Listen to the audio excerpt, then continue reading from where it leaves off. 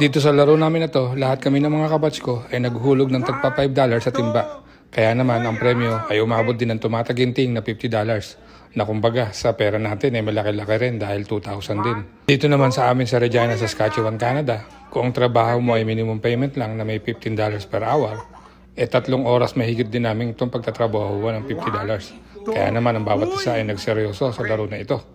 Na hindi rin naman talaga naging madali dahil nakailang ikot din at nakailang subok ang bawat isa bago may swertihin. Dahil ang mechanics ng game, kailangan 2 talubog muna sa sahig bago ma-shoot.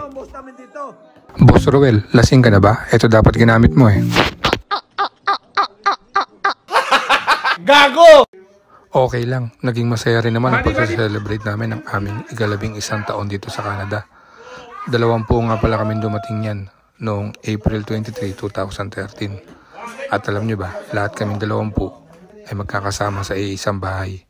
Imagine ninyo, 20 barako, kaya ang gulo sa bahay. In which nakatulong din para mabawasan yung aming homesick. Lalo na syempre ng mga bago pa lang kami rito at wala pa yung aming mga pamilya. Talaga namang syempre malungkot. Kaya masaya rin na 20 kami sa bahay. Syempre minsan nagkakainuman, nagkakakulitan. Kaya malalim na rin ang mga aming pinagsamahan namin. Yun nga lang, sa taon na ito na aming selebrasyon, hindi nakadalo lahat. Yung iba syempre nasa trabaho at yung iba naman ay lumipat na ng ibang city. Yung unang bahay nga na yun na tinuluyan namin ay may 10 kwarto. Yes, tama ang narinig nyo, 10 kwarto. Kaya nagkasya kami lahat doon, body-body sa isang kwarto. 2 taon din kaming nanirahan doon. At kung sino naman yung kabady ko sa kwarto, huwag nyo nang masyadong alamin. Siyempre, yun yung nakakaalam ng kalokohan ko ng mga panahon na yun. Joke lang, good boy kaya ako nun. At wala akong inaatupag kundi puro trabaho. Yes, as in puro trabaho. Buong karir ko dito sa Canada, halos 16 hours a day ako kung magtrabaho. At bihira din ako mag-day off. Kaya nga, dahil doon, ay nabansagan nila akong taguro. Dahil 100% raw ang lagi kong binibigay. May record nga ako dito na 84 days straight na walang day off na 16 hours a day. Bigay ko na ang 100%. Teka, mabalik tayo sa laro. Ayan, hanggang ngayon wala pa rin nananalo. Mahirap talaga. Kaya nga sa kalagitnaan ng laro na to, yung iba ay naisipan ng baguhin yung game.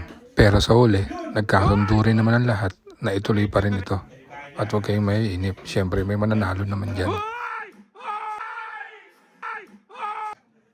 At ayan na nga, may nanalo na. Walang iba kundi siya pa rin. Yan ang aking body. Kasama ko sa kwarto ng 2 taon. At alam nyo ba, kung dyan sa palaro namin na yan ay nanalo siya ng $50, sa ibang mga palaro namin ng gabi na yan ay halos siya rin ang nanalo. Imagine ninyo, ang total na napanalunan niya raw ay umabot ng $105. Na kung sa pera natin ay mahigit 4,300 pesos din. Wow, napakaswerte mo buddy. Congrats sa'yo.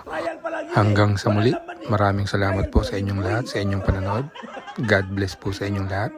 At syempre po, kung inyong mamarapatin, don't forget to please like, follow and share. Happy.